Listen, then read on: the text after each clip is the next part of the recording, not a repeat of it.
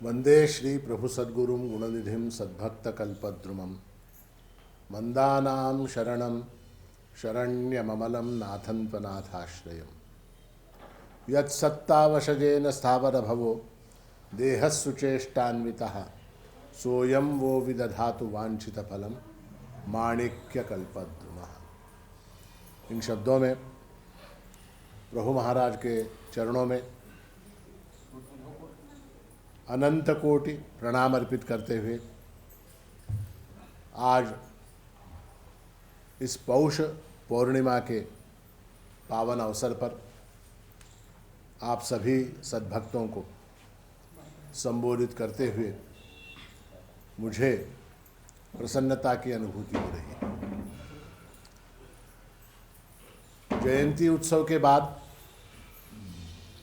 सन 2021 में हम लोग यहाँ आज पहली बार मिल रहे हैं, तो इसलिए नवीन वर्ष की शुभकामनाएं आप सबको देता हूँ और आशा करता हूँ कि पिछले वर्ष कोरोना के कारण अपना ये जो सत्संग का क्रम था, प्रति पौर्णिमा को एकत्रित होकर सत्संग करने का हमारा जो क्रम था, उसमें जो खंड पड़ा वो ऐसा खंड इस वर्ष ना पड़े और आगे भविष्य में हमारा ये क्रम जो है प्रभु कृपा से यथावत चलता रहे, ऐसी मंगल कामना करता हूँ।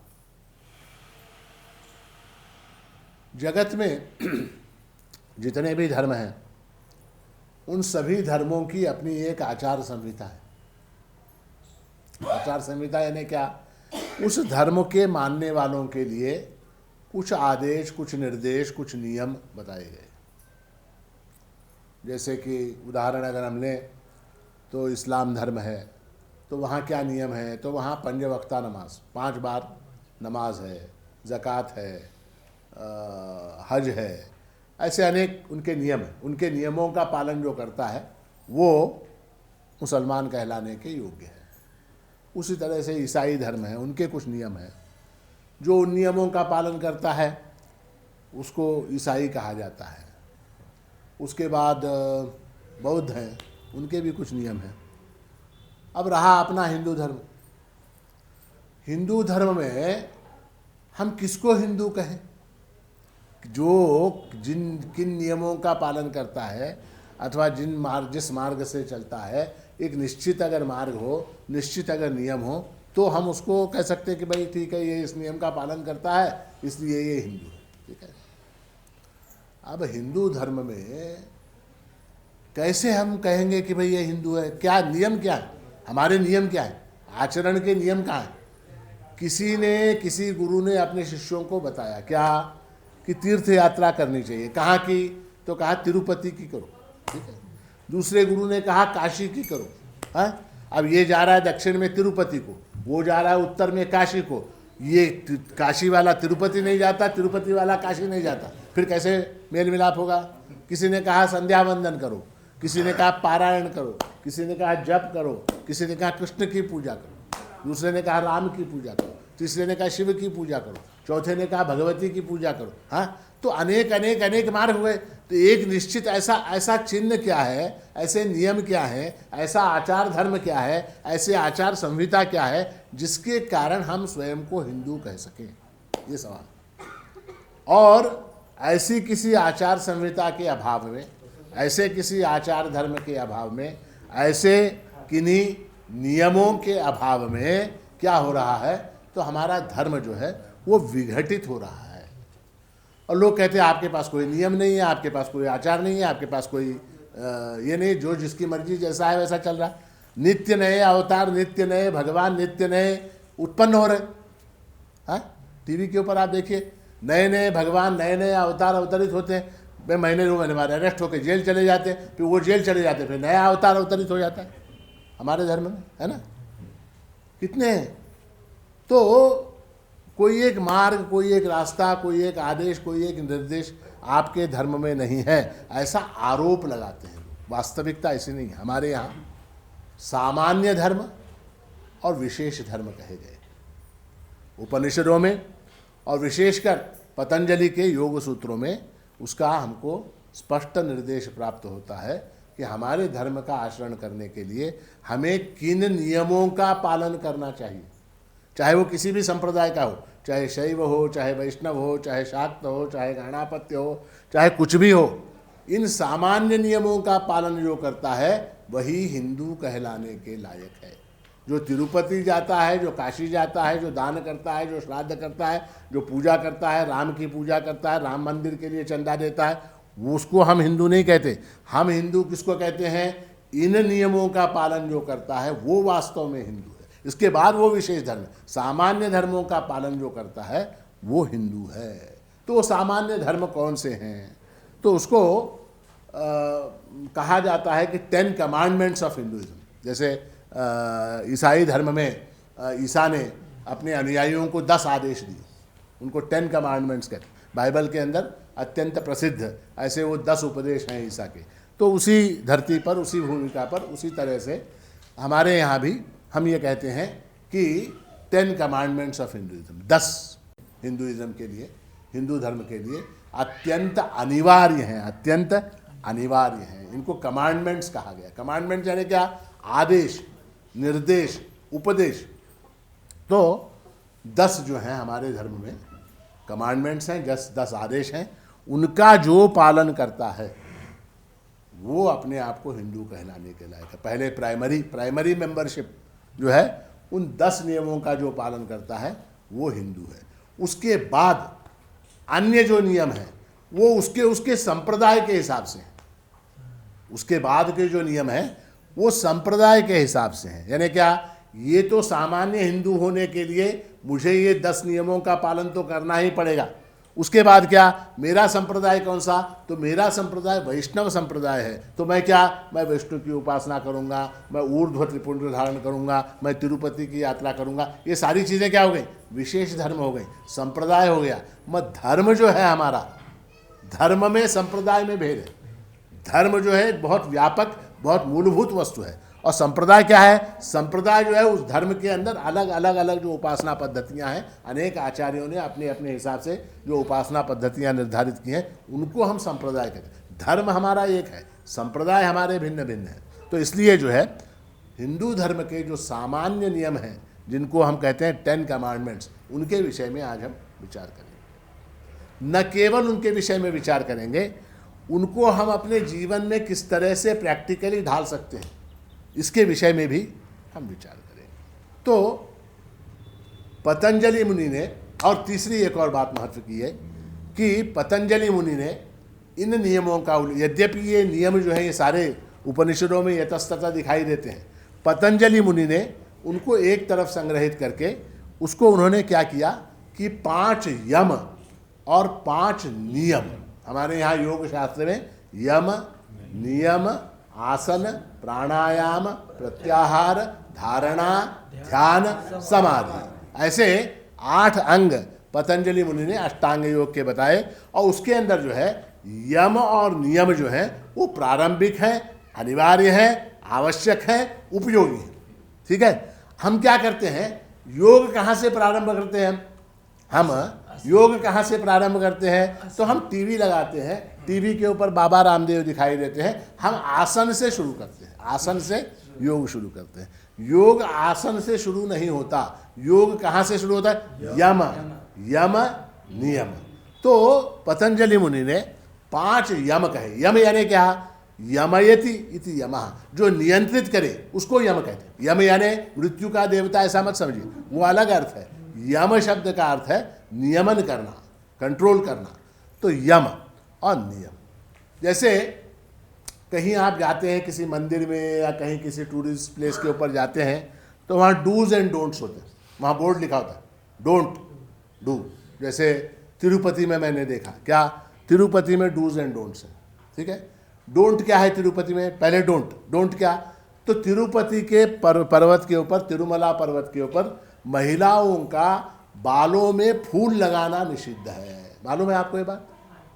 हाँ, तिरुमला पर्वत के ऊपर महिलाओं का बालों में फूल लगाना निषिद्ध है। डोंट। क्यों? क्योंकि उस पर्वत पर जितने फूल हैं वो सारे फूल किसके लिए हैं? वो भगवान वेंकटेश्वर की सेवा के लिए है। तो महिलाओं को वहाँ पर वो फूल पहनना मना है, डोंट। चप्पल पहनकर मंदिर परिसर के अंदर जाना मना है, डोंट। ठीक है। मद्य का पान करना निषिद्ध है, डोंट। मांस का आहार लेना निषिद्ध है, डोंट। तो इनको डोंट कहते हैं, डोंट। बोर्ड लगाओ तो डोंट। डू क्या? नामस्मरण करना, नामस्मरण करना, नामस्मरण करना, परमात्मा का ध्यान करना, परमात्मा का भजन करना, ये सारे डूज हैं। हाँ, जू में आप जाते हैं, जू में वहाँ बोर्ड होता क्या? बंदरों को मूंगफली मत खिलाइए, डोंट लिखा होता है उसके ऊपर। किसी भी प्राणी को कुछ भी पदार्थ जो है, ब्रेड बिस्किट वगैरह, मूंगफली मत खिलाइए। शेर के पिंजरे के नज़दीक मत जाइए, डोंट।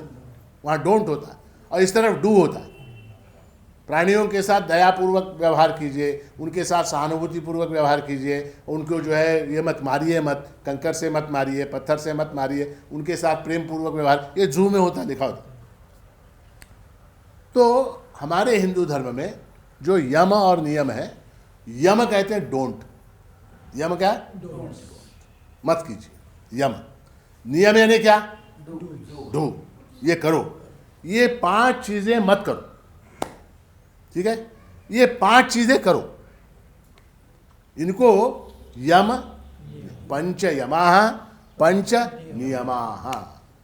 तो पतंजलि मुनि ने इनको अपने योग सूत्र में परिभाषित किया और वहाँ कहते हैं पतंजलि मुनि, अहिंसा, सत्य, अस्तेय, ब्रह्मचर्य, अपरिग्रह।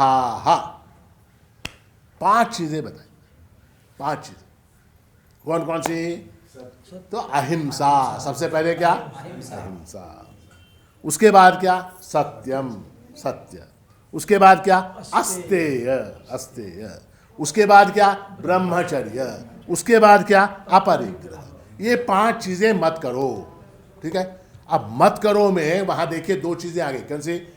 अहिंसा यानी क्या? हिंसा मत करो। हाँ? सत्य, सत्य मत बोलो, असत्य, उसका अर्थ वहां पर हमको लेना है असत्य मत बोलो, असत्य मत बोलो, असत्य मत बोलो। अहिंसा, सत्य, अस्तेय। अस्तेय शब्द का अर्थ है, स्तेय यानी चोरी, स्तेय शब्द का अर्थ है चोरी।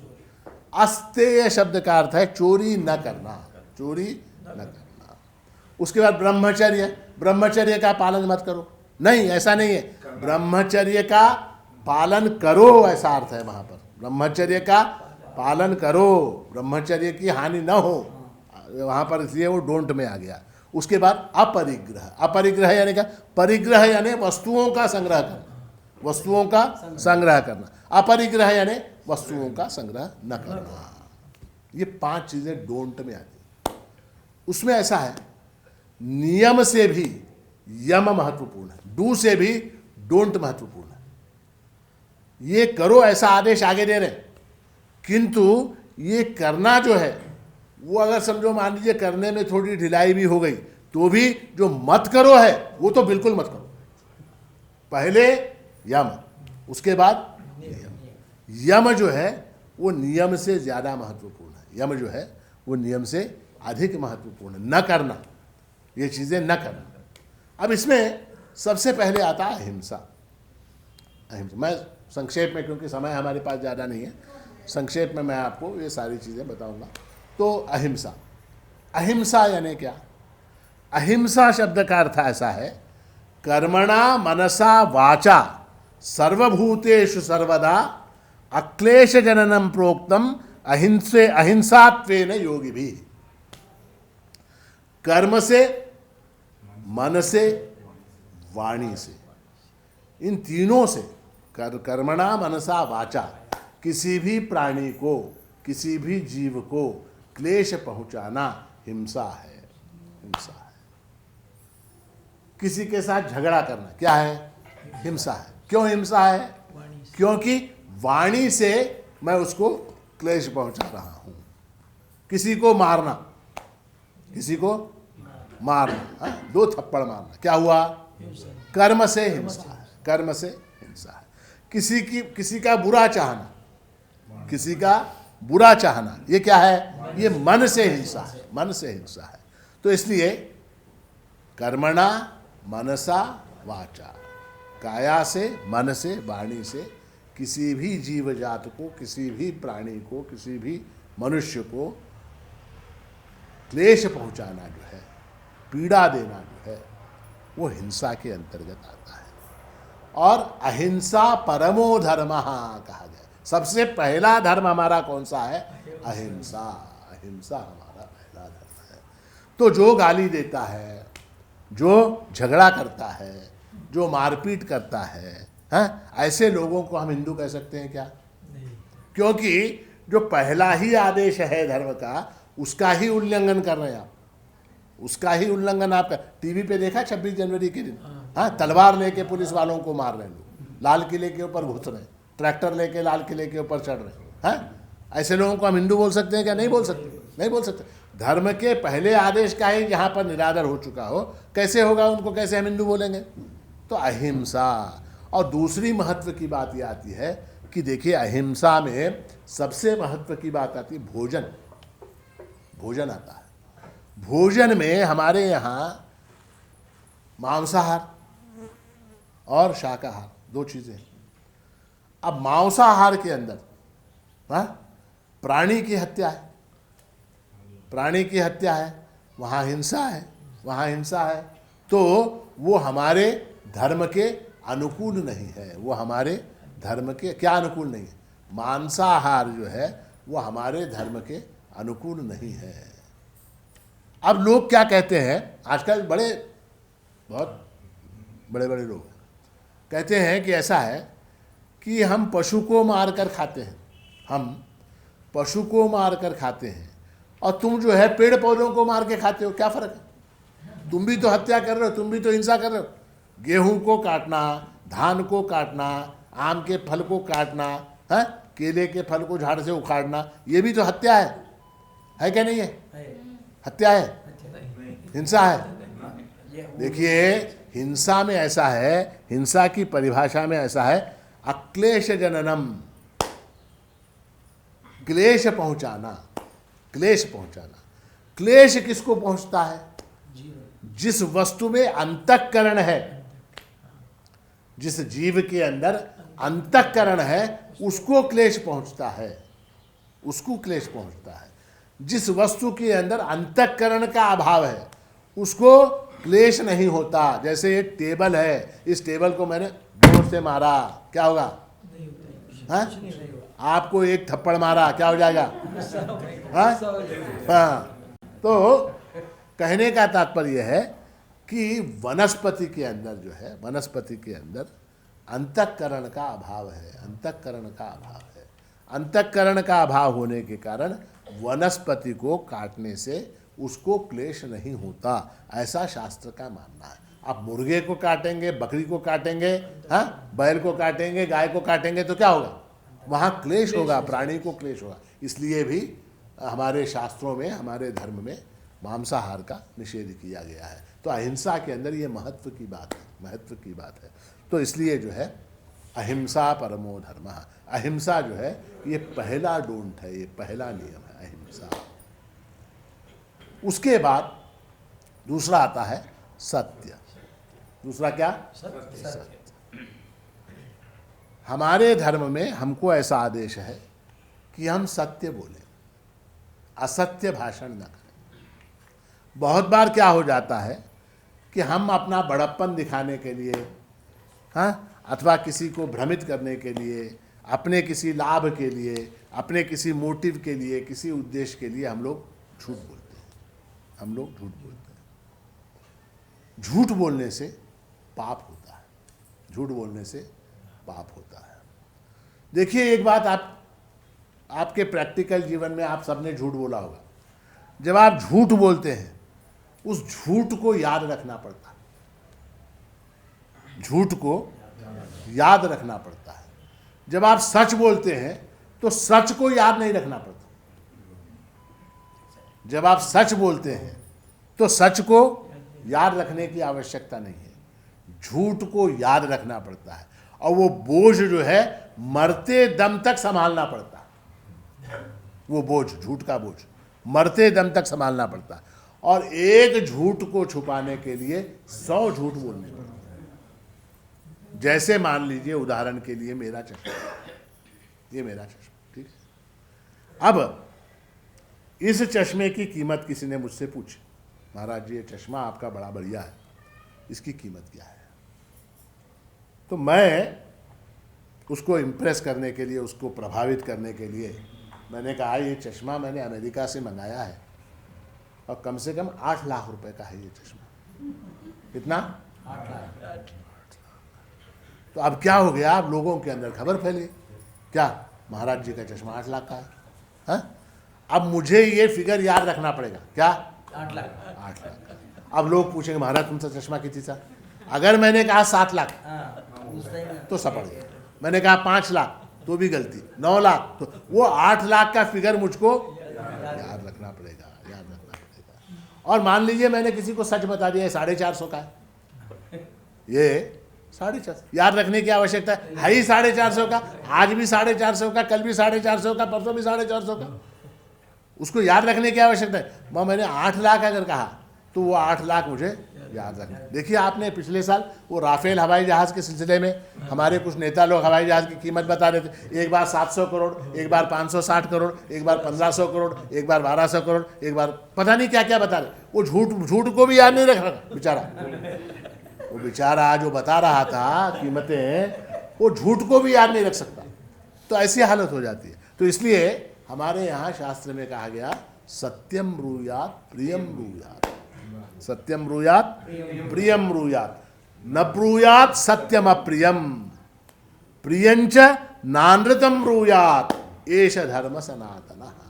कितनी सुंदर बात कही, कहा सत्यम ब्रूयात, सत्य बोलो, सत्य बोलो।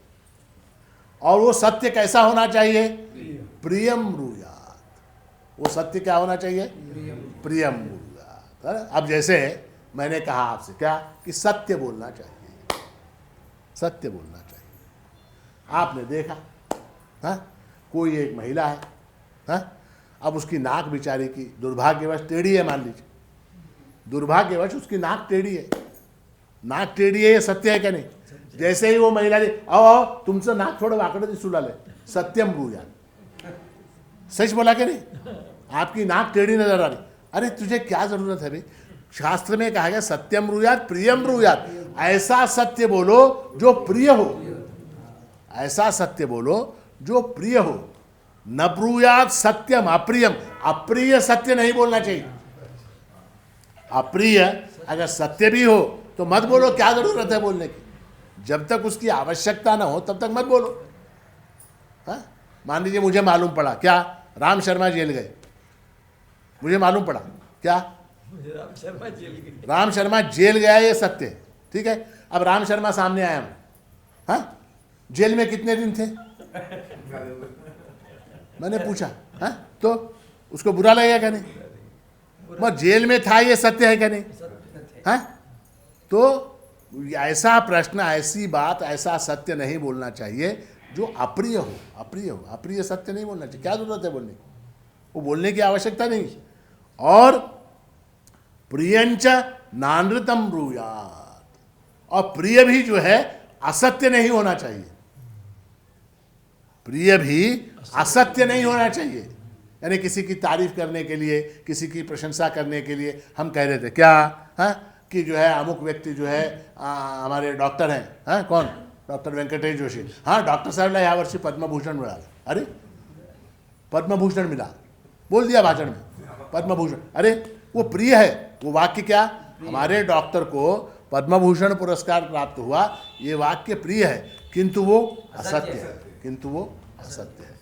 तो प्रियंच नानृतम ब्रूयात एष धर्म सनातन। हमारा धर्म जो है सत्य के विषय में ऐसा आदेश देता है कि सत्यम ब्रूयात प्रियम ब्रूयात, सत्य बोलना चाहिए। असत्य बोलने से पाप होता है, और वो पाप का बोझ जो है वो हमको सिर पर ढोके लेके चलना पड़ता है। तो इसलिए सत्य बोलना चाहिए। तो अहिंसा, सत्य, उसके बाद आता अस्तेयम। अस्तेयम, अस्तेय यानी क्या?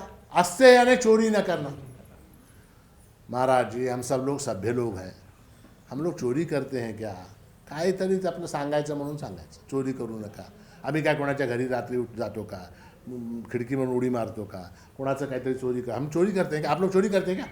नहीं करते. चोरी मत करो, ऐसा उपदेश किसको दिया जाना चाहिए? जेल में जाके, जेल में चोर लोग रहते हैं ना, तो जेल में जाके मान लीजिए कैदी लोग हैं, उनके सामने हाँ चोरी मत करो, ये उपदेश देंगे. आप लोग सभ्य लोग हैं, सज्जन लोग हैं, अच्छे लोग हैं, आपको चोरी मत करो ऐसा कहने से कैसा कैसा होगा? चलेगा क्या? चोरी मत करो. ऐसा है कि हमारे जानने में अनजाने में, जाने अनजाने हमारे हाथ से चोरी होती रहती.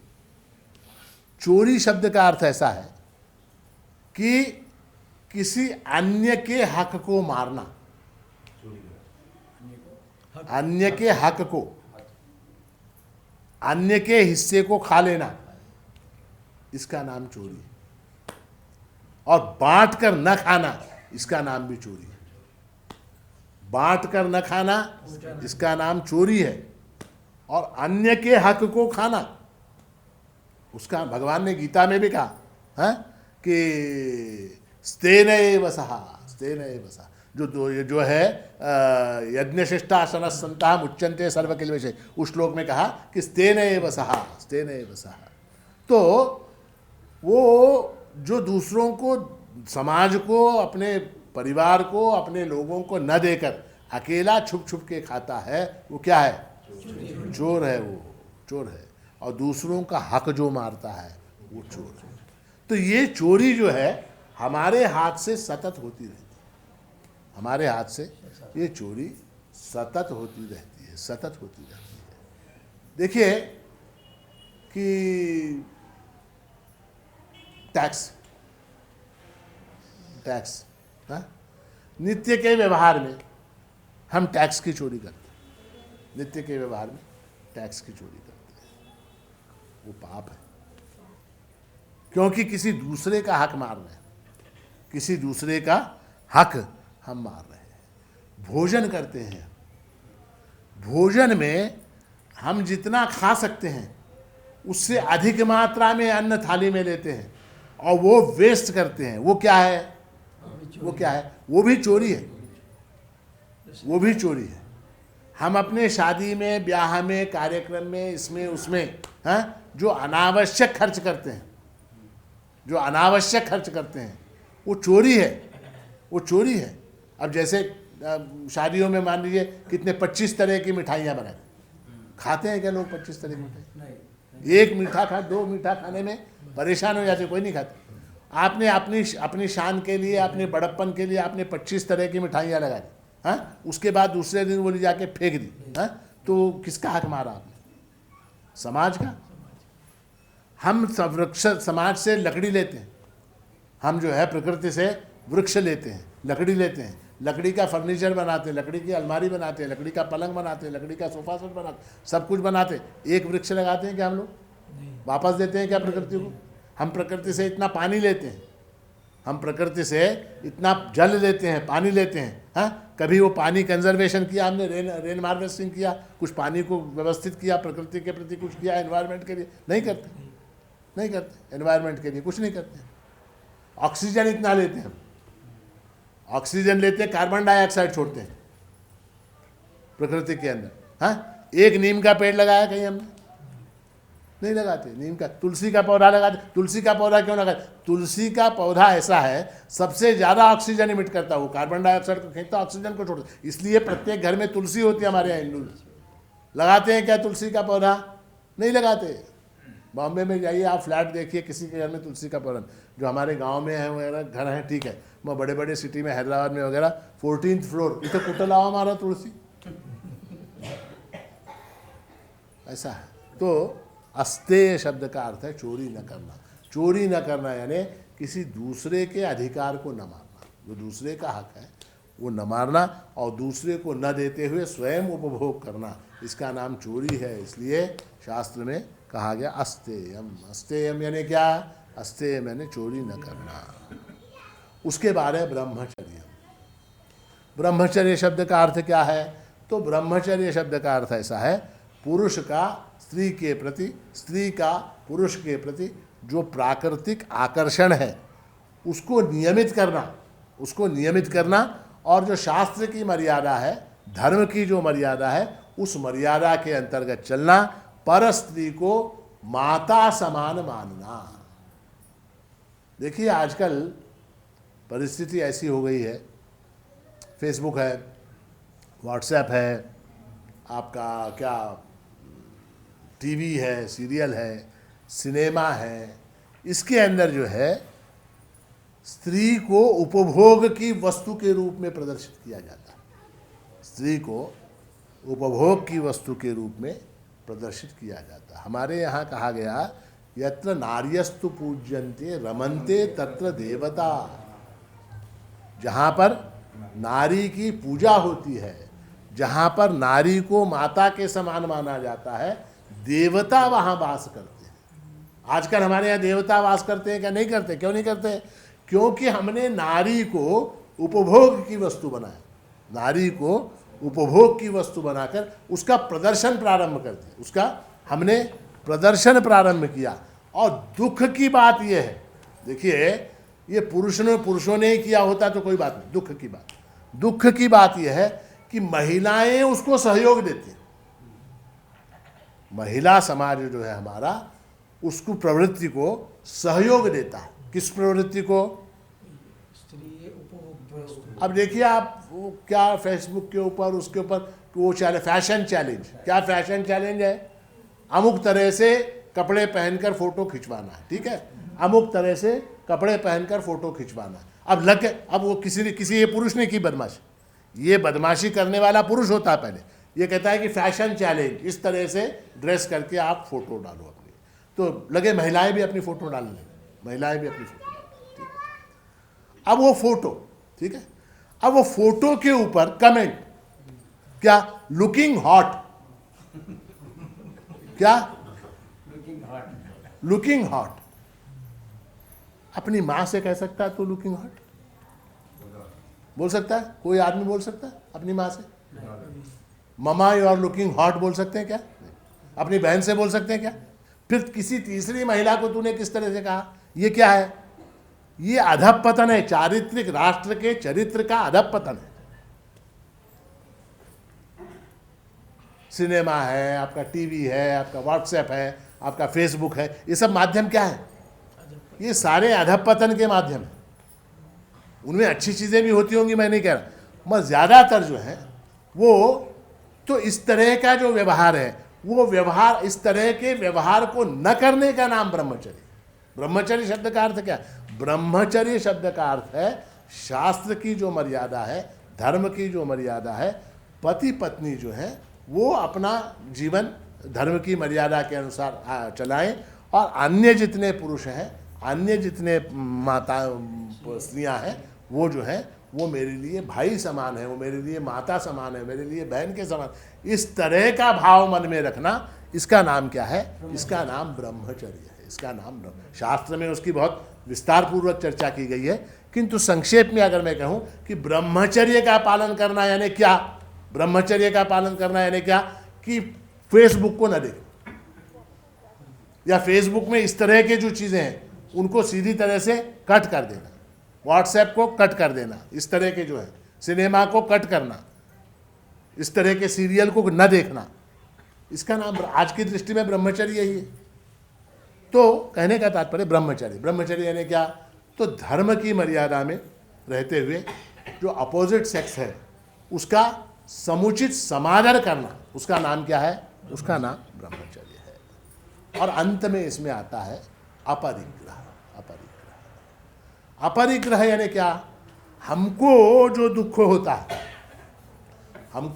होता है वो वस्तुओं के कारण, व्यक्तियों के कारण, संबंधों के कारण होता है। वस्तुओं के कारण, व्यक्तियों के कारण, संबंधों के कारण, घटनाओं के कारण हमको दुख होता है। जितनी अधिक वस्तुएं उतना अधिक दुख, जितने अधिक संबंध उतना अधिक दुख, जितने अधिक व्यक्ति उतना अधिक दुख, जितनी अधिक घटनाएं उतना अधिक दुख।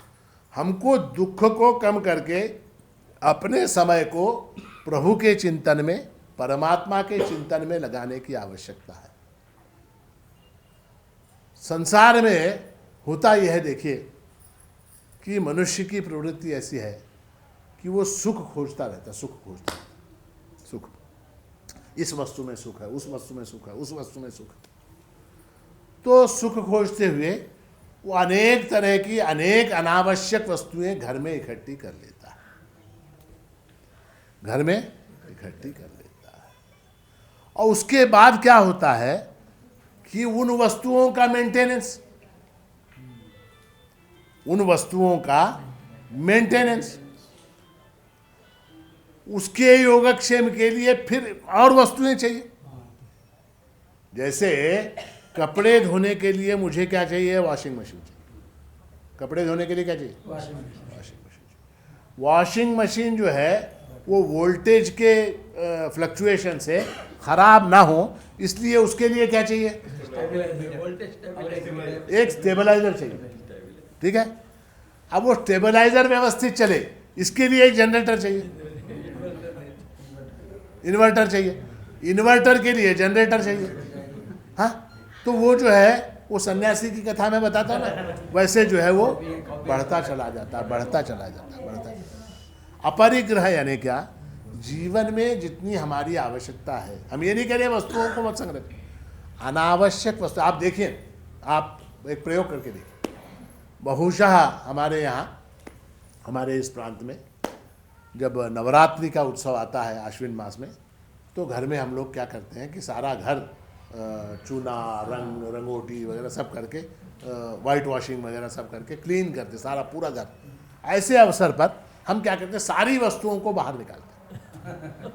जितनी वस्तुएं हैं घर में, पुराना डिब्बा, पुराने झाड़ू, पुराने क्या झारे, कवचे, फलाने डिमकाने, वो फोटो, हर चीज़ पूरी बाहर रख। हाँ? उसके बाद क्या सोचते हैं, बहुत ज़्यादा कचरा जमा हो गया, अब इसमें से हम कचरा निकालेंगे और जो आवश्यक है वही वस्तुएं हम फिर से रखेंगे। ऐसा हम निर्णय करें, और निर्णय करने के बाद एक एक वस्तु उठा के फिर वापस धो के पोंछ के, अब पीतल के बर्तन है, सामान है पुराना घर में का सब, वो सब धो के पोंछ के सब करके उसको फिर वापस जब रखते चले जाते हैं, तो अंततः होता यह है कि आखिरी झाड़ू भी जो है वहाँ से फिर वापस चली जाती है। आखिरी झाड़ू तक जो है कोणाला माहीत कधी कामाला येते की कहने के आमच्या आजीच्या ज़मान्याचा है, राहू दे, हमारे दादी के ज़माने का झाड़ू है, पता नहीं कब काम आया। तो अनावश्यक वस्तुओं को संग्रह करने की हमारी और विशेषकर महिलाओं की प्रवृत्ति है, और जो है वो प्रवृत्ति जो है अनावश्यक वस्तुओं में, उसी में फिर हमारा मन रमने लग जाता है। फिर एक बार कभी याद आता है क्या कि हम कहाँ गए थे, पंढरपुर गए थे, कब? हमारी दादी के साथ, कब? 1945 में। और वहाँ से क्या लाए थे? तो वहाँ से चकली बनाने का वो क्या होता है, हाँ, चकली पात्र, त्याच्यामध्ये 3 बिल्ले होते, हाँ, कांटेदार होते एक गोल होता, और एक कैसा था, 3-4 होता है, हाँ हाँ, वो 3 थे, 3 में से 2 दिखे, एक गायब। अब एक गायब है, वो क्या करेगा? वो कम से कम 3 घंटे खाएगा, 3 घंटे खाएगा वो, 3 घंटे। उसी तरह से पुरुषों का है, अनावश्यक कागज, अनावश्यक फाइल, अनावश्यक पुस्तकें इकट्ठी करते चले जाते, इकट्ठी करते चले जाते। फिर कभी याद आता है क्या, हमारे बाप के पास अमुक पुस्तक थी, कहाँ ढूंढो, अब ढूंढो पूरा घर, है ना। तो ये परिग्रह जो है, वस्तुओं का परिग्रह, वस्तुओं का संग्रह करने का जो हमारा गुण है, वो एक तो हमारे समय का अपव्यय करता है, दूसरा हमारी एनर्जी, शक्ति का अपव्यय होता है, और तीसरी बात क्या, मानसिक शांति का भी उसमें क्षय होता है। मानसिक शांति, मान लीजिए 2-4 चीज़ें हैं, और वो 2-4 चीज़ें ही हमने सिस्टमेटिक रखी, 2-4 चीज़ें हमने सिस्टमेटिक रखी, तो वो ठीक से मिल जाए। बहुत से लोगों के घर में इतना सामान होता है, वो वक्त के ऊपर एक पेन और कागज़ नहीं मिलती। डॉक्टर आया, मान लीजिए डॉक्टर ने चेक किया, दवाई लिख के दे दी, एक कागज़ पेन लाइए, अब ढूंढ रहे हैं पूरा घर ढूंढ, कागज़ मिलता तो पेन नहीं मिलता, पेन मिलता है तो कागज नहीं मिलता, आखिर में पेन मिलता है, वो लिखता नहीं है, वो पेन लिखता नहीं है। क्यों? क्योंकि इतने सारे पेन है घर में, अब वो देख रहे कोई पेन नहीं लिखता। तो कहने का तात्पर्य है कि वस्तुएं कम हो, व्यवस्थित हो, स्वच्छ हो, ठीक तरह से ऑर्गेनाइज तरीके से रखी हुई है, तो क्या हो जाता है, हमारा जीवन जो है वो सुकर हो जाता है, इजी हो जाता है। वरना क्या है, हम इन्हीं वस्तुओं में लिपटे रह जाएंगे, इन्हीं वस्तुओं में लिपटे रह जाएंगे, और इनमें से एक भी वस्तु जो है हम अपने साथ नहीं ले जा सकते। चकलीचं पात्र सो, करंजीचं ते गिर्र म्हणते बघा, काय म्हणते त्याला, हा काय म्हणते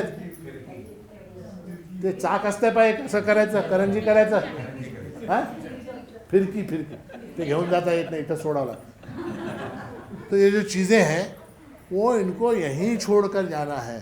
तो वस्तुओं के अंदर, उसी तरह से व्यक्तियों के अंदर परिग्रह केवल वस्तुओं का नहीं होता, व्यक्तियों का होता है।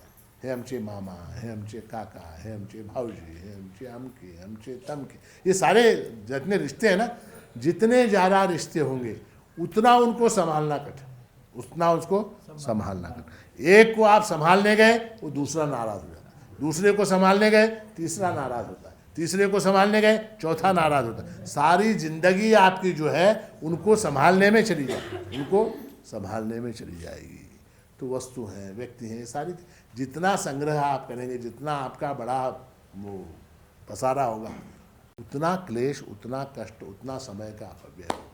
तो इसलिए अध्यात्म के मार्ग पर चलने वाले, योग के मार्ग पर चलने वाले, साधना के मार्ग पर चलने वाले साधकों के लिए पतंजलि मुनि ने कहा अपरिग्रह का पालन करो। अपरिग्रह ने क्या, जो जीवनावश्यक वस्तु है, जो जीवनावश्यक वस्तु है उन वस्तुओं का परिग्रह करो, अनावश्यक वस्तुओं को फेंक दो, बांट दो, बांट दो।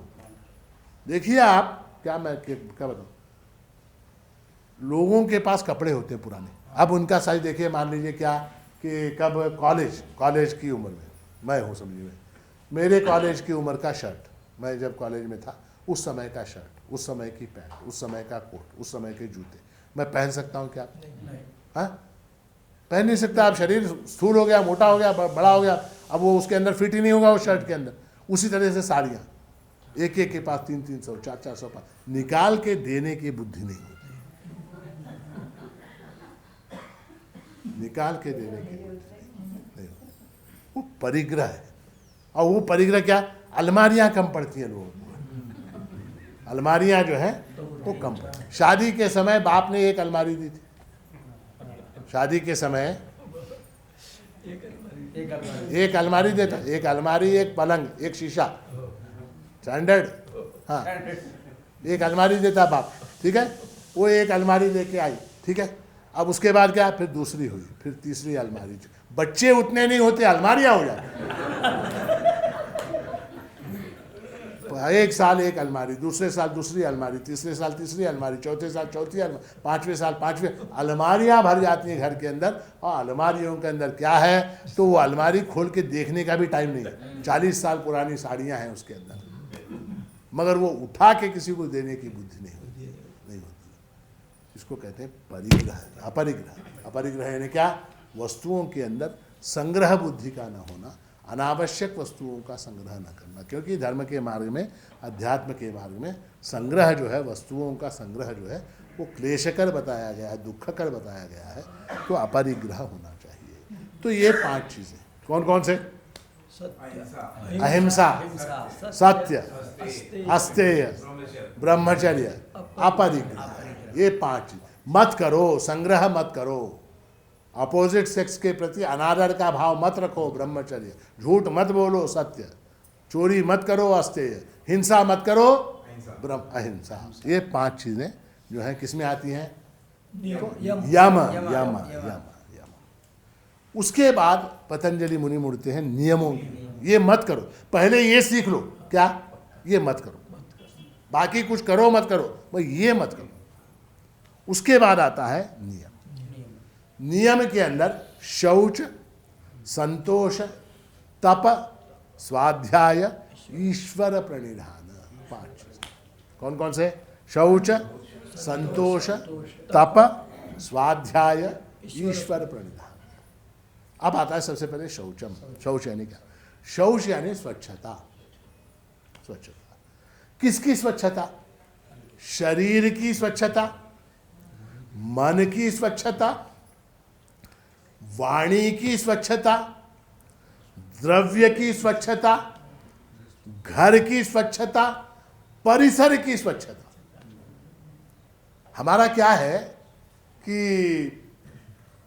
घर की स्वच्छता, घर स्वच्छ किया, हाँ, सारा कचरा इकट्ठा किया, बालकनी में से नीचे रोड के ऊपर फेंक दिया। क्या हुआ? मेरा घर। किंतु मेरे घर के सामने की रोड जो है वो क्या हो गई? गंदी हो गई। वो रोड गंदी। ये स्वच्छता नहीं है। स्वच्छता यानी क्या है? इसीलिए हमारे यहाँ स्नान का विधान है। हमारे यहाँ स्नान का 3 बार त्रिकाल स्नान है।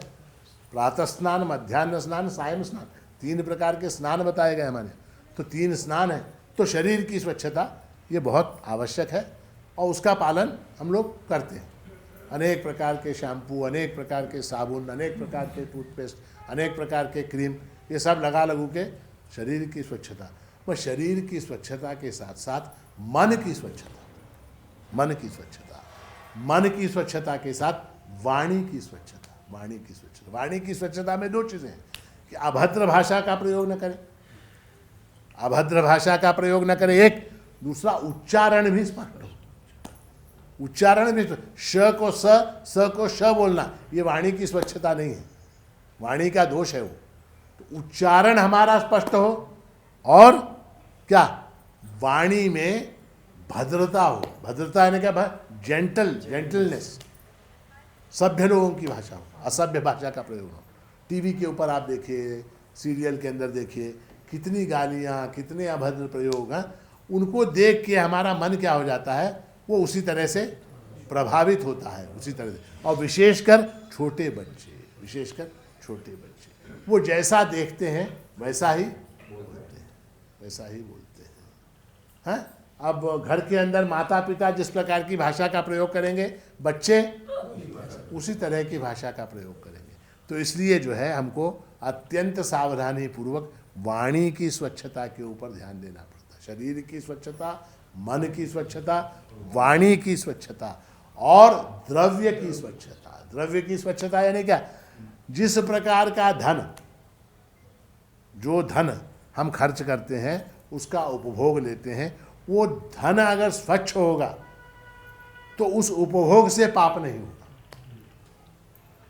धन अगर अस्वच्छ होगा तो उस उपभोग से पाप की प्राप्ति होती है, पाप की प्राप्ति होती है। जैसे बहुत से लोग, बहुत अब सरकारी अफसर हैं, वो हैं, ये हैं, वहाँ क्या है? वहाँ धन की स्वच्छता का अत्यंत अभाव पाया जाता है। रिश्वत लेते हैं लोग बहुत, ठीक है। उस रिश्वत के पैसे से, उस रिश्वत के पैसे से जो वस्तु आप खरीदेंगे, जो भी घर में उपभोग करेंगे, उसका जो भी आप, मान लीजिए आपने एक टीवी लिया, उपभोग की वस्तु भी टीवी लिया, तो वो टीवी जितनी बार आप देखेंगे उतना पाप बढ़ता चला जाएगा। क्यों? उसकी प्राप्ति, उस वस्तु की प्राप्ति जो हुई है वो अशुद्ध धन के कारण हुई, अशुद्ध धन के कारण हुई। और एक बात याद रखिए, एक बात मैं बता रहा हूं आपको, ध्यान रखिए, अशुद्ध धन जितना आता है, जाते समय दुगना लेकर जाता है। रिश्वत में आपने 5 लाख रुपए कमाए, रिश्वत में आपने 5 लाख रुपए कमाए, मैं गारंटी के साथ बताता हूं, हॉस्पिटल का बिल 10 लाख रुपए होगा। गारंटी से बताता हूं, आज नहीं कल। आज क्या हुआ? आज आपने 5 लाख कमा ली, मजा है, बेंगलोर गए, ऊटी गए, हैदराबाद गए, सिनेमा देखा, वो देखा, ये देखा, 5 लाख रुपए खर्च। मगर इतना निश्चित रखिए, याद रखिए कि कल परसों, अगले साल, उससे अगले साल, उससे अगले साल, कभी न कभी 10 लाख रुपए अपोलो हॉस्पिटल को पेएबल है, देने पड़ेंगे। तो द्रव्य की शुद्धता जो है वो अत्यंत महत्वपूर्ण है। तो क्या शरीर की शुद्धता, वाणी की शुद्धता, मन की शुद्धता, द्रव्य की शुद्धता और घर की शुद्धता। घर की शुद्धता, घर की शुद्धता, घर स्वच्छ रखें। घर स्वच्छ रखें यानी क्या? अपना घर स्वच्छ करके दूसरे का आंगन खराब न करें, ऐसा नहीं है उसका अर्थ। उसका अर्थ ऐसा नहीं है। अपना घर, अपना गली, अपनी सड़क, इन सब को स्वच्छ रखना चाहिए। क्यों स्वच्छ रखना चाहिए? क्यों स्वच्छ रखना चाहिए? क्योंकि cleanliness is next to godliness. देखिए हमारे यहाँ पूजा में कैसा है, पूजा में हम प्रत्येक वस्तु को स्वच्छ रखें। प्रत्येक वस्तु को हम जब पूजा करते हैं तो स्वच्छता का अत्यंत पालन करते हैं। गिलास भी हो तो उसको पोंछते हैं, गीला गिलास इस्तेमाल नहीं कर सकते, उसको पोंछना पड़ता है। तोरण होते हैं, पुष्प होते हैं, सुगंध होती, वो सारी स्वच्छता होती है वहाँ पर। क्यों? क्योंकि जहाँ स्वच्छता होती है वहीं परमात्मा का वास होता है। जहाँ स्वच्छता होती है वहाँ परमात्मा का वास होता है। बहुत से लोग क्या करते हैं, अपने घर में का जो सामने का कमरा होता है, कौन सा, जिसको बैठक कहते हैं, ड्राइंग रूम बोलते हैं, सिटिंग बोलते हैं, क्या हॉल बोलते हैं, वो उतना स्वच्छ रख, वो उतना स्वच्छ है। और अलमारी के पीछे, उसके पीछे, इसके पीछे आप जाके देखिए, आप वहाँ पर कई सालों का कचरा वहाँ जमा रहता है, कई सालों का कचरा जमा रहता है। तो स्वच्छ घर है, स्वच्छ रहना चाहिए। मन स्वच्छ, वाणी स्वच्छ, द्रव्य स्वच्छ। जितना अधिक आप स्वच्छ रहेंगे उतना अधिक परमात्मा आपके अंदर प्रतिबिंबित होगा। क्योंकि यहाँ पर जो है आप बिंब प्रतिबिंबवाद चलता है वेदांत में हमारे यहाँ, कि परमात्मा जो है प्रतिबिंबित होता है, परमात्मा प्रतिबिंबित होता है। तो जितनी स्वच्छ उसके माध्यम जितना स्वच्छ होगा उतना स्वच्छ जो है उसका प्रतिबिंब दिखाई देगा। तो इसलिए जो है शौचम, शौचम के बाद क्या, शौचम के बाद संतोष। संतोष, संतोष। हमारे धर्म में संतोष के ऊपर बहुत बल दिया गया है, संतोष के ऊपर बहुत बल दिया गया है। ये भगवद गीता में भी भगवान ने कहा कि संतोष जो है वो दैवी संपत्ति है। संतोष जो है दैवी संपत्ति। संतोष यानी क्या?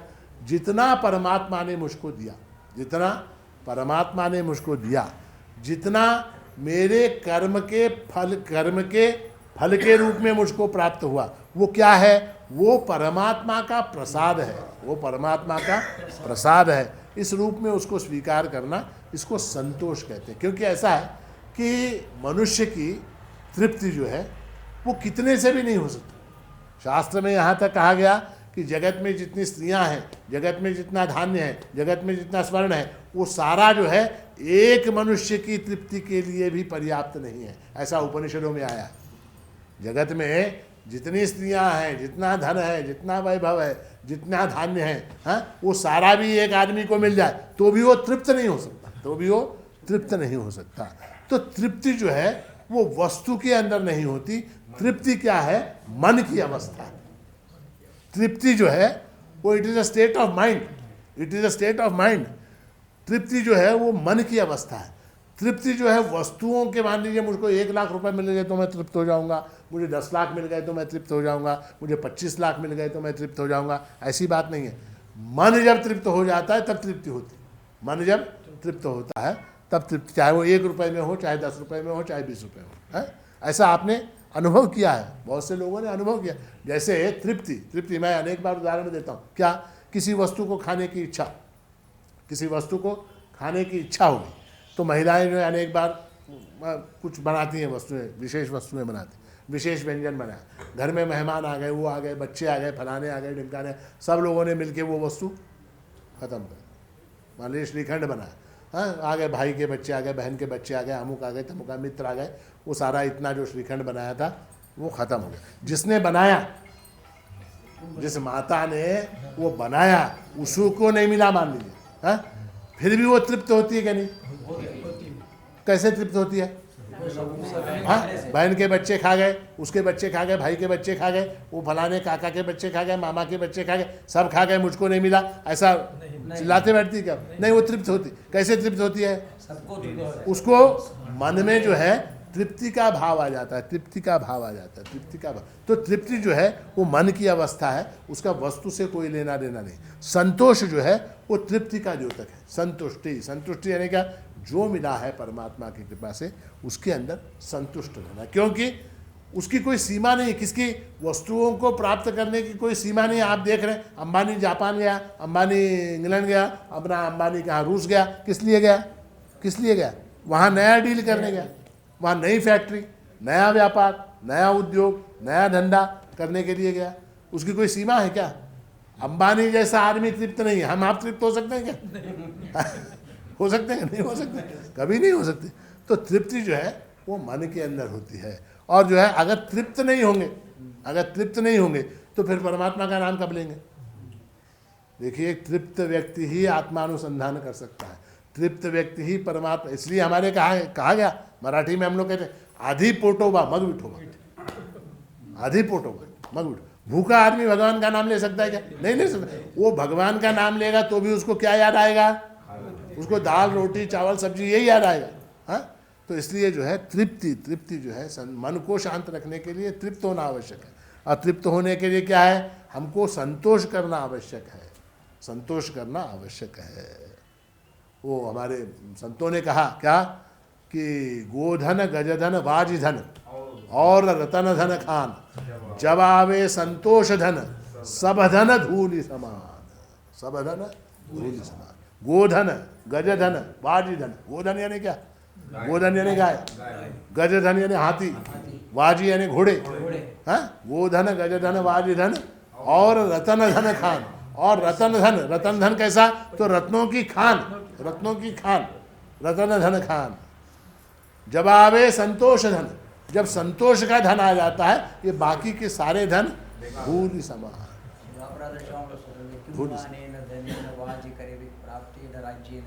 हाँ, सही बात, सही बात, सही बात। इसीलिए परमात्मा से मांगते समय संतों ने क्या मांगा कि साईं इतना दीजिए जामे कुटुंब समाय, साईं इतना दीजिए जामे कुटुंब समाय, मैं भी भूखा ना रहूं, साधु न भूखा जाए।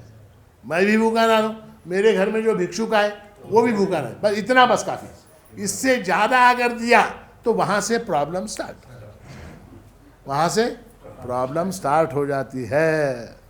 तो इसलिए संतोष जो है इसको हमको, इसको नियम बनाकर उसका पालन करना पड़ता है। शौचम संतोषा। उसके बाद तपः, तप यानी क्या? तप यानी शरीर को पीड़ा सहने की आदत डालना, इसका नाम तप है।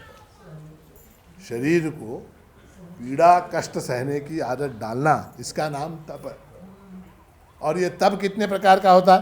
तप शारीरिक होता है, तप मानसिक होता है, तप वाचिक होता है। हाँ, अनेक प्रकार के तप। गीता में भगवान ने 3 प्रकार के तप, फिर उसके बाद सात्विक तप, उसके बाद फिर राजसिक तप, फिर तामसिक तप। तो अनेक प्रकार के तप भगवान ने 17वें अध्याय में वहाँ बताए हैं।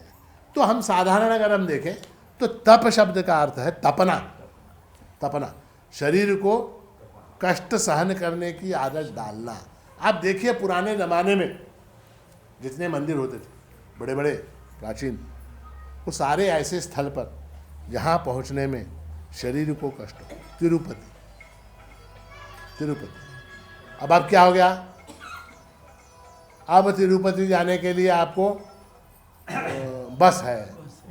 वीआईपी लोग तो तिरुमला के ऊपर हेलीकॉप्टर से ही उतर जाते हैं। अब वो सारी चीज़ें हैं। क्यों? क्योंकि वो तप का एस्पेक्ट हमने छोड़ दिया। मैं पहले ज़माने में, आज से 100 साल पहले, अगर तिरुपति जाना होता तो कैसे जाते थे? हाँ, पैदल चढ़ के जाना, पैदल चढ़ के जाना। उसी तरह से आपको बद्रीनाथ जाना है, आपको केदारनाथ जाना है, आपको वैष्णो देवी जाना है, तो ये सारे जो तीर्थ क्षेत्र होते थे वो तप था। जीवन, नित्य के जीवन में भी तप था। नित्य के जीवन में पानी जो है वो नदी से लाना पड़ता था। पानी जो है, अनेक शहर जो होते थे वो नदी के किनारे, गोदावरी के किनारे, गंगा के किनारे, कृष्णा के किनारे, नदी के किनारे शहर होते थे। और लोग जो है पानी लाना पड़ता था तो नदी से पानी लाना, अथवा घर में कुआं पानी सेंधना पड़ता था। स्नान करने के लिए आपको एक्सरसाइज था, शरीर का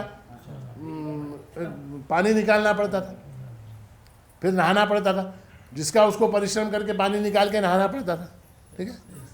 तो वॉकिंग, शाम में प्रदक्षिणा, मंदिर में प्रदक्षिणा का नियम था हमारे यहाँ, प्रदक्षिणा। मंदिर इतने बड़े, दक्षिण भारत में तो मंदिर हमारे माणीनगर से बड़े, तो एक मंदिर की प्रदक्षिणा में 2 किलोमीटर प्रदक्षिणा। महिलाओं के घर में कितने काम थे, हाँ, तप, वो तप था। कूटना जो है तप था, पीसना जो है तप था। अब क्या करते हैं डॉक्टर लोग, एक्सरसाइज कीजिए, क्या ऐसे ऐसे कीजिए,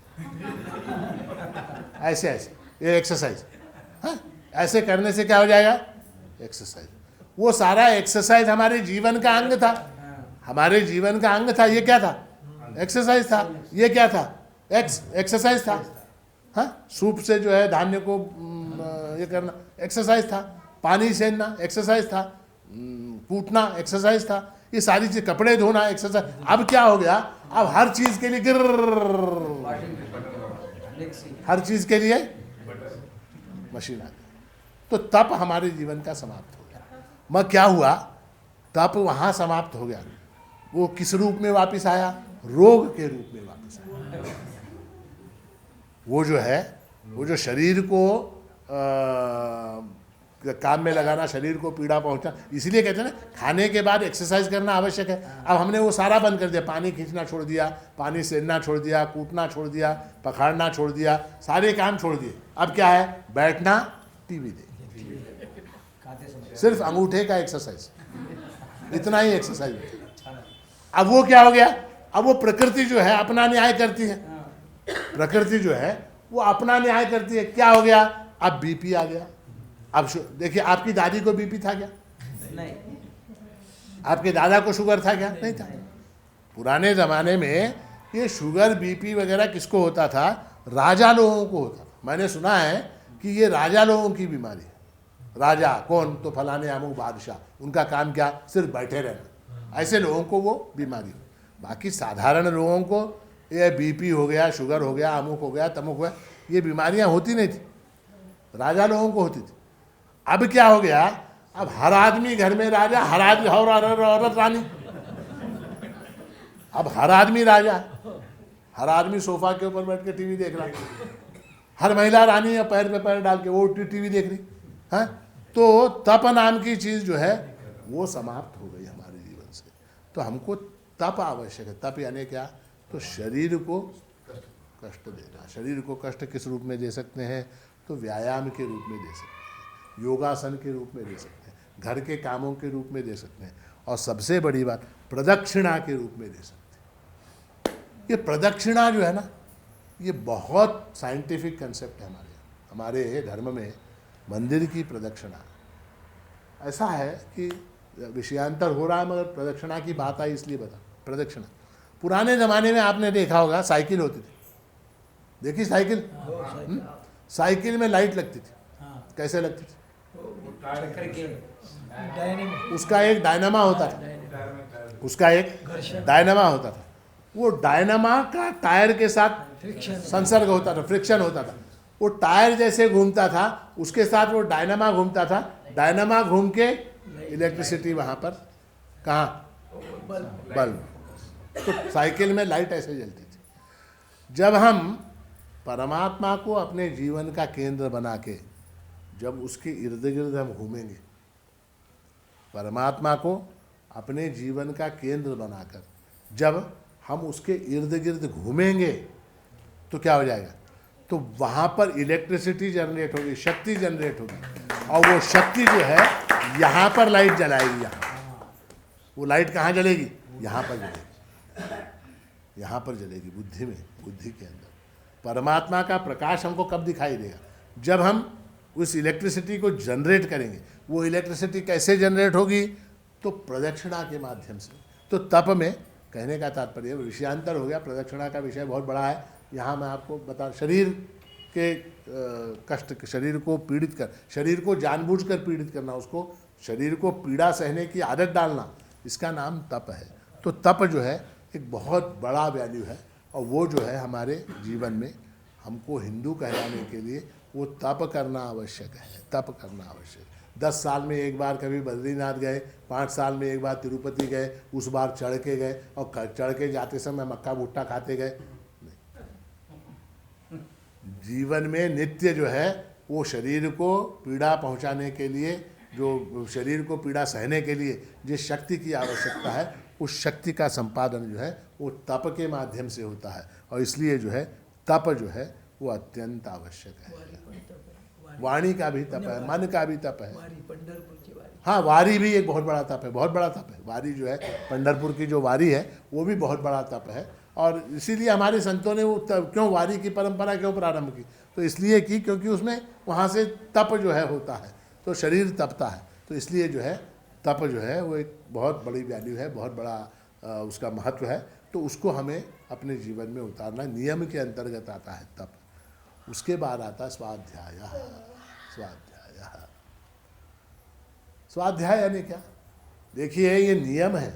नियम यानी क्या? नियम यानी कंपल्सरीली करना है, कंपल्सरी करना है। क्या करना है? स्वाध्याय। स्वाध्याय यानी क्या? स्वाध्याय यानी हमारे जो धर्म ग्रंथ हैं उनका किंचित अभ्यास नित्य नियम पूर्वक करना। भगवत गीता, रामायण, हरिवंश, भागवत, ये सारे जितने ग्रंथ हैं हमारे, इनमें से किसी एक ग्रंथ का अंशतः क्यों न हो नित्य। हमारे यहाँ परंपरा थी संध्या वंदन के साथ ब्रह्म यज्ञ जो है वो कंपलसरी करने की परंपरा थी। अब वो परंपरा लुप्त होती चली जा रही। अब क्या? तो मगर इसलिए जो है हमारे घर में जब तक हम स्वयं नहीं करेंगे, हमारी संतति नहीं करेगी। उनको आदत डालना अत्यंत आवश्यक है। घर में माता पिता स्वयं करें स्वाध्याय, और साथ में बच्चे को सामने बिठा कर करें और उससे करवाएं, अत्यंत आवश्यक है स्वाध्याय। स्वाध्याय यानी क्या? हमारे जो धार्मिक ग्रंथ हैं उन धार्मिक ग्रंथों का अनुशीलन करना, ये स्वाध्याय है, ये नियम है। उसके बाद क्या? उसके बाद ईश्वर प्रणिधानम यानी क्या? ईश्वर के प्रति शरणागति। यहाँ ईश्वर प्रणिधान कहा गया, किसी एक देवता का नाम नहीं है, किसी एक देवता का नाम ईश्वर प्रणिधान यानी क्या? परमात्मा के प्रति हमारी शरणागति। हम कर्म जो है वो ईश्वरार्पण बुद्धि से करें, जो फल प्राप्त होता है उसको प्रसाद बुद्धि से स्वीकार करें, तो उससे जीवन में दुख कम होगा, उससे जीवन में क्लेश कम होगा, उससे जीवन में संतोष, उससे जीवन में आनंद, उससे जीवन में स्थिरता, उससे जीवन में एक प्रकार का सुख जो है प्राप्त होगा। तो इसलिए ईश्वर प्रणिधान जो है ये अत्यंत आवश्यक। उसके अंदर क्या है? अब ईश्वर प्रणिधान के अंदर ईश्वर की नित्य पूजा, परमात्मा के जिस भी रूप की हम पूजा करते हैं वो नित्य पूजा अत्यंत, वो नियम है, वो करना ही पड़ेगा। तो नियम है, तो ईश्वर पूजा, ईश्वर प्रणिधान, ये सारी चीज़ें उसके अंदर आते हैं। ईश्वर प्रणिधान यानी ईश्वर के प्रति समर्पण का भाव, ईश्वर के प्रति शरणागति का भाव। सर्वधर्मान परित्यज्य मामेकम शरणम व्रज, ऐसा भगवान ने जो कहा है, उस आज्ञा का पालन करना, इसका नाम जो है ईश्वर प्रणिधान है। तो इस तरह से ये 5 नियम हैं। कौन कौन से? शौचम, संतोषः, तप, स्वाध्याय, ईश्वर प्रणिधान। ये 5 करने हैं। और न करने के कौन से हैं? अहिंसा, सत्य, अस्तेय, ब्रह्मचर्य, अपरिग्रह। ये जो है 5 डोंट है। ये 5 क्या है? डूज है। तो 5 डोंट, 5 डू, कुल मिला के कितने हुए? 10। महाराज जी, प्रश्न यह है कि आपने बड़ी बड़ी बातें बता दी, इसको हम अपने जीवन में कैसे उतारें? हम इसको प्रैक्टिकली कैसे करें? तो संक्षेप में 5 मिनट में आपको एक साधा सा सीधा सा उपाय बताता हूँ। किसी महात्मा से मैंने सुना, ये मेरी अपनी कल्पना नहीं है, किसी महात्मा के मुख से मैंने सुना है और बहुत मुझे पसंद आई बात, बहुत बहुत अच्छी बात। आज क्या है? तो आज पौष पूर्णिमा है, ठीक है? आज क्या है? पौष पूर्णिमा। इस पूर्णिमा से लेके माघ पूर्णिमा तक 1 महीना है। माघ से फाल्गुन तक 1 महीना, फाल्गुन से चैत्र तक है, चैत्र से वैशाख, ज्येष्ठ, आषाढ़, श्रावण, भाद्रपद, आश्विन, कार्तिक, मार्गशीर्ष। मार्गशीर्ष तक हमारे पास 11 महीने हैं शेष। दत्त जयंती की पूर्णिमा हमारी। तो 1 वर्ष का हम अगर एक प्रोग्राम बनाएं, क्या? 1 वर्ष का प्रोग्राम, ठीक है? 1 वर्ष में हमारे पास अब थोड़े दिन चले गए, 11 महीने हैं। और ये जो नियम है, नियम है, वो कितने हैं? वो 10 है, वो 10 है। तो हम क्या करेंगे, एक एक यम को, एक एक नियम को एक एक महीना देंगे, एक एक यम को, एक एक नियम को एक एक महीना देंगे। सबसे पहला क्या, अहिंसा। आज की पूर्णिमा से लेके अगली पूर्णिमा तक मैं प्रयत्न पूर्वक अहिंसा का पालन करूंगा। अहिंसा यानी क्या, मन से, वाणी से, कर्म से किसी भी जीव को पीड़ा न पहुंचाना। ये प्रैक्टिकली मैं करूंगा। कैसे करूंगा, 1 महीने तक मैं अहिंसा का पालन करूंगा, ठीक है। दूसरे महीने में सत्यम, चाहे कुछ भी हो जाए मैं सत्य का पालन करूंगा, ठीक है। इस तरह से हम नियम बनाएंगे। उसके लिए उपाय यह है, बढ़िया उपाय महात्मा जी ने बहुत सुंदर कहा। उन्होंने कहा सुबह उठने के बाद एक नोटबुक लो, एक नोटबुक लो, नोटबुक के अंदर 24 बार लिखो, क्या, मैं आज अहिंसा का पालन करूंगा, मैं आज अहिंसा का पालन करूंगा, मैं आज अहिंसा का पालन करूंगा। 24 बार। क्यों 24 बार? क्यों 24 घंटे हैं दिन में, 24 बार लिख दिया आपने, ठीक है। मैं आज अहिंसा का पालन करूंगा, मैं आज अहिंसा का पालन करूंगा, मैं आज अहिंसा का पालन, 24 बार लिखा आपने, नोटबुक रख दी, ठीक है। उसके बाद दिन खत्म हुआ, रात को सोने से पहले उस नोटबुक को देखें, रात को सोने से पहले उस नोटबुक को देखें और याद करें पहला घंटे में अहिंसा का पालन हुआ क्या, नहीं हुआ, टिक। दूसरे घंटे में हुआ क्या, नहीं हुआ। तीसरे घंटे में हुआ क्या, नहीं। तीसरे घंटे में सास के साथ झगड़ा हुआ, तीसरे घंटे में सास के साथ झगड़ा हुआ, उसने मुझको ऐसा कहा, मैंने उसको वैसा कहा, तो वहां पर एक क्रॉस। चौथे घंटे में ओके, 5वें घंटे में ओके, 6ठे घंटे में पति के साथ झगड़ा हुआ, 6ठे घंटे में पति के साथ झगड़ा हुआ, तो पति ने ऐसा कहा, मैंने ऐसा कहा, मैं तुम्हारे बाप की नौकर हूं क्या, वगैरह वगैरह डायलॉग बोल दिया, तो वहां पर वो क्रॉस। तो 24 में से हमने कितने घंटे में अहिंसा का पालन किया, तो हमने जो है 22 घंटे तक आज अहिंसा का पालन किया। 2 घंटे में हमसे गलती हो, 2 घंटे में हमसे। अब क्या करेंगे हम, कल मैं आज अहिंसा का पालन करूंगा, मैं आज अहिंसा का पालन करूंगा, मैं आज अहिंसा का पालन करूंगा, मैं आज अहिंसा का पालन करूंगा। 24 बार लिखा, हाँ, और पालन करने का वो मन में है ही भाव। तो रात में सोते समय फिर निकाला, क्या दिखा, तो उसके अंदर ये दिखा कि बाकी के 23 घंटे ठीक गए, केवल 8वें घंटे में ननद के साथ तकरार हुई, ननद के साथ तकरार, या कस्टमर के साथ तकरार हुई, भाई के साथ तकरार हुई, विद्यार्थी के साथ तकरार हुई, बेटे के हो गई, झगड़ा हो गया, वहाँ पर अहिंसा टूट गई। तो एक बार गलती हुई, उसको फिर, तो 1 महीने का टाइम हमारे पास। तो 1 महीने में इसको हम कहते हैं संकल्प। सुबह जो है हम क्या करेंगे, संकल्प करेंगे, रात में सिंहावलोकन करेंगे। उसके अलावा एक और काम करेंगे, इस 1 महीने में जितनी भी अहिंसा के ऊपर हमको किताबें मिलती हैं, जितनी हमको इंटरनेट से जानकारी मिलती है, जितनी महात्माओं की बातें मिलती हैं, जितने प्रवचन मिलते हैं, वो सब हम सुनेंगे। 1 महीने तक प्रैक्टिस करेंगे। 1 महीना समाप्त हुआ, अगले महीने में सत्यम, उसके बाद आस्तेय, उसके बाद ब्रह्मचर्य, उसके बाद अपरिग्रह, उसके बाद शौचम, उसके बाद संतोषः, उसके बाद क्या, तपः, उसके बाद स्वाध्यायः, उसके बाद कहाँ पहुँचेंगे हम, कार्तिक पूर्णिमा तक पहुँचेंगे, ईश्वर प्रणिधान। और अंतिम मार्गशीर्ष मास में आते आते हम क्या करेंगे कि हमने ये सारे 10 के 10 नियम इस साल अपने जीवन में उतारे या नहीं, ये देख के हम क्या करेंगे, दत्त जयंती उत्सव में सम्मिलित होंगे। 1 साल का प्रोग्राम। बोलो, तैयार है? तैयार है। करेंगे? है।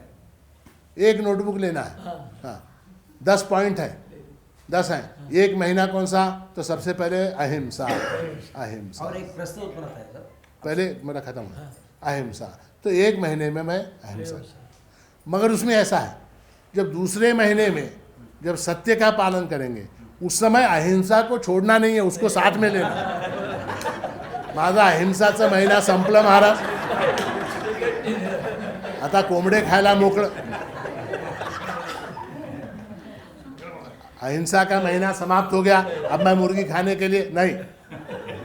देखिए, एक प्रोग्राम ऐसा होता है ना, आप देखिए टीवी के ऊपर वगैरह ये आइडिया मतलब जिसको भी आई बड़ी अच्छी आई कि जैसे वेट लॉस प्रोग्राम, बहुत से लोग आजकल क्या ओबेसिटी स्थूलता होती है, तो वेट लॉस प्रोग्राम में क्या बताते हैं, 1 महीने में जो है इतना खाना है, इतना एक्सरसाइज करना है, अमुक करना, 1 महीना, उसके बाद दूसरे महीने में ये करना, तीसरे महीने में ये करना, चौथे महीने में ये करना, इस तरह से 6 महीने का प्रोग्राम। 6 महीने में क्या होगा, 6 महीने में आपका वजन 25 किलो कम हो जाएगा। फिर आप पहले ऐसे दिखते थे, अब ऐसे दिखाई देंगे। वो फोटो भी देता आपका, फोटो दे 25 किलो कम हो जाएगा, आप ऐसे दिखाई। तो 1 साल तक अगर हम ये नियम पालन करेंगे तो 1 साल में हम सच्चे हिंदू बनेंगे, सच्चे हिंदू। अब जो हम हिंदू है ना, हम नकली हिंदू हैं। हम सब क्या हैं, नकली हिंदू हैं। क्यों? क्योंकि हिंदू धर्म के जो कमांडमेंट्स हैं, जो आदेश हैं, जो निर्देश हैं, उनका पालन ही हम नहीं करते। कहाँ के हिंदू? दूसरे के सामने खड़े होकर, दूसरे धर्म के व्यक्ति के सामने खड़े होकर गर्व से मैं हिंदू हूँ ऐसा कहने की हिम्मत नहीं है हमारे अंदर। वो कह सकता है मैं मुसलमान हूँ, मैं क्रिश्चियन हूँ, मैं बौद्ध हूँ, वो कह सकता है। क्यों? क्योंकि उसको जो नियम दिए गए हैं उनका वो पालन करता है। हमको जो नियम दिए गए हैं उनका हमको ज्ञान ही नहीं है, उनका हमको ज्ञान ही नहीं है। तो इसलिए जो है इस साल मैंने ये सोचा, नया साल है, नए साल की शुरुआत है, एक प्रोग्राम हम ऐसा बनाएंगे कि 1 महीने में एक वैल्यू को हम रोज 24 बार लिखेंगे। 24 बार लिखेंगे कि मैं अपरिग्रह का पालन करूंगा, मैं अपरिग्रह का पालन। वो ऐसे नहीं, उस स्कूल के बच्चे मैं पहले पूरे 24 में, उसके बाद अपरिग्रह का पालन करूंगा नहीं, मैं अपरिग्रह का पालन करूंगा, मैं अपरिग्रह का पालन करूंगा, मैं अपरिग्रह का 24 बार लिख के रात में सोते समय सिंहावलोकन उसको निकाल के देखना मैंने किया क्या। मैं आज मार्केट में गया था, वहाँ पर क्या, वहाँ पर वो ये दिखा, क्या दिखा पता नहीं, अजीब अजीब चीज़ें। वो रस्सी का ये क्या, कागज़ रखने का कुछ लटकाने का होता ना, लेटर कुछ आया तो लटकाने का एक, वो बहुत अच्छा दिखा, वो लेके आया। वो आज एक दिन रखा, दूसरे दिन उसके अंदर कुछ नहीं, तीसरे दिन वो फेंकने की चीज़। तो ऐसे अपरिग्रह। आज क्या, तो आज जो है 6 डजन कप बशी लेके आई। कहाँ से?